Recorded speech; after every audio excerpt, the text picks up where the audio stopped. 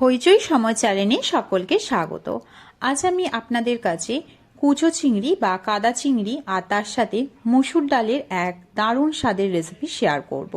রেসিপিটি যদি ভালো লেগে থাকে তাহলে অবশ্যই চ্যানেলটিকে সাবস্ক্রাইব করে নেওয়ার অনুরোধ রইল, আর পাশে থাকা বেল আইকনটিকেও প্রেস করে নেওয়ার অনুরোধ রইল। তাহলে চলুন দেখে নেওয়া যাক। প্রথমেই আমি এক বাটি মসুর ডাল নিয়েছি, ছোট বাটি। আর পরিমাণ হিসেবে বলতে গেলে এখানে আমি 100 গ্রামের থেকে একটু বেশি ডাল নিয়েছি। ডালটাকে ভালো করে ধুয়ে 2 ঘন্টার জন্য ভিজিয়ে রেখেছি। অবশ্যই ডালটাকে ধুয়ে 2 ঘন্টার জন্য ভিজিয়ে রাখতে হবে। এখন ডালটার আমি একটা মিহি পেস্ট তৈরি করে নেব। খুব বেশি মিহি পেস্ট করবার দরকার নেই। আর পেস্টটা যখন তৈরি করবেন তখন কিন্তু একেবারে জলের ব্যবহার করবেন না, জল ছাড়াই কিন্তু ডালটাকে সুন্দরভাবে বেটে নিতে হবে। আর এদিকে চিংড়ি মাছটাকেও আমি খুব ভালো করে ধুয়ে পরিষ্কার করে নিয়েছি। এটা কিন্তু কাদা চিংড়ি বা কুচো চিংড়ি, অনেকে কাদা চিংড়িও বলে থাকেন, আবার অনেকে গুঁড়ো চিংড়ি বা কুচো চিংড়িও বলে থাকেন।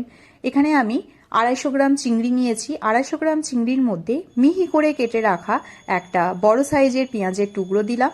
অবশ্যই যে উপকরণগুলো ব্যবহার করবেন সেগুলো কিন্তু খুব সুন্দর ছোট ছোটভাবে টুকরো করে ব্যবহার করতে হবে। আর দিচ্ছি 1 চামচ পরিমাণে গ্রেট করে রাখা আদা। অবশ্যই আদাটা দিতে হবে। 1 চামচ আদার সাথে দিতে হবে 2 চামচ কুচি করে রাখা রসুন। রসুনের পরিমাণটা একটু বেশি ব্যবহার করতে হবে, তাহলে এর স্বাদ কিন্তু খুবই ভালো আসবে। আর দিচ্ছি স্বাদ অনুযায়ী ঝাল। এখানে আমি 4টে কাঁচা লঙ্কাকে খুব ছোট ছোট টুকরো করে কেটে নিয়েছি। স্বাদ অনুযায়ী নুন দিলাম 1 চামচ, হাফ চামচ হলুদ, আর দিচ্ছি কাশ্মীরি লঙ্কার গুঁড়ো। এই কাশ্মীরি লঙ্কার গুঁড়োটা অবশ্যই অপশনাল, আপনারা চাইলেও দিতে পারেন আবার নাও পারেন।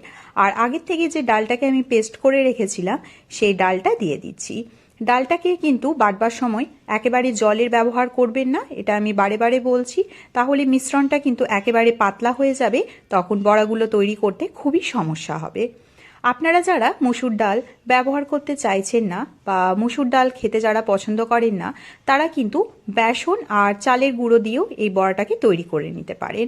তখন হাফ কাপ বেসনের সাথে হাফ কাপ চালের গুঁড়ো ব্যবহার করবেন, তাহলেই কিন্তু বড়াটা খুব সুন্দর মুচমুচে হবে। অবশ্যই চালের গুঁড়োটা ব্যবহার করবেন। শুধু যদি বেসন দিয়ে এই মিশ্রণের সাথে মেশান বা তৈরি করেন বড়াটা, তখন কিন্তু একেবারে মুচমুচে হবে না।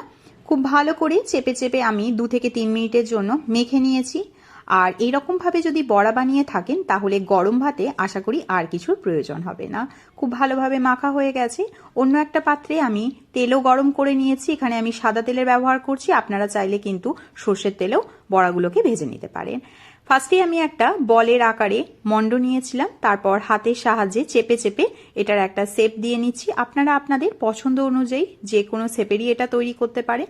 সাধারণত বড়া এই আকারেই তৈরি হয়, তা আমি এই আকারেই এগুলো করার চেষ্টা করছি। গরম ভাতে যদি মুচমুচে এরকম কাদা চিংড়ি বা কুচো চিংড়ির বড়া থাকে তাহলে আশা করি আর কিছুর প্রয়োজন হবে না। দেখুন, বড়াগুলো দেওয়ার পর গ্যাসের ফ্লেমটাকে মিডিয়ামে রেখে 2 মিনিটের জন্য অপেক্ষা করলাম। তারপর আমি একটা পিঠ উল্টে দিলাম। ঠিক একই পদ্ধতিতে আবারও আমি 2 মিনিট এই সাইডটা হওয়ার জন্য অপেক্ষা করব। 2 মিনিট পর আবারও আমি উল্টে পাল্টে ভেজে নেব। এইভাবে বড়াগুলো যদি আপনারা তৈরি করেন তাহলে খুব জোর 5 থেকে 6 মিনিটের মধ্যেই কিন্তু খুব সুন্দর মুচমুচে এই বড়া তৈরি হয়ে যাবে। আর এটা খেতে কিন্তু অসাধারণ হয়। ডাল, গরম ভাত আর এরকম মুচমুচে যদি বড়া ভাজা থাকে তাহলে দুপুরের খাবারটা কিন্তু জমে যাবে। শুধু ভাতের সাথেই খেতে ভালো লাগে এমনটা নয়, এটা কিন্তু সন্ধ্যাবেলা চায়ের সাথেও খেতে খুবই ভালো লাগে। আমি ঠিক একই প্রসেসে আবার এই সব বড়াগুলোকে ভেজে নিচ্ছি। এই বড়াগুলো ভাজতে খুব বেশি উপকরণের প্রয়োজন হয় না, আর খেতে কিন্তু অসাধারণ হয়। আমার অনুরোধ রইল, বাড়িতে একবারের জন্য হলেও এইভাবে কুচো চিংড়ি বা কাদা চিংড়ি দিয়ে এইভাবে বড়াগুলো বানিয়ে দেখতে পারেন। বাড়ির ছোট থেকে বড় সকলেরই কিন্তু খুবই ভালো লাগবে। আজ আমি গরম গরম ভাতের সাথে এই বড়াগুলোকে সার্ভ করছি। রেসিপিটি যদি ভালো লেগে থাকে তাহলে অবশ্যই চ্যানেলটিকে সাবস্ক্রাইব করে নেওয়ার অনুরোধ রইল, আর লাইক, শেয়ার, কমেন্ট করতেও ভুলবেন না। ভালো থাকবেন, সুস্থ থাকবেন। দেখা হচ্ছে আরও এক নতুন রেসিপির সাথে। অসংখ্য ধন্যবাদ।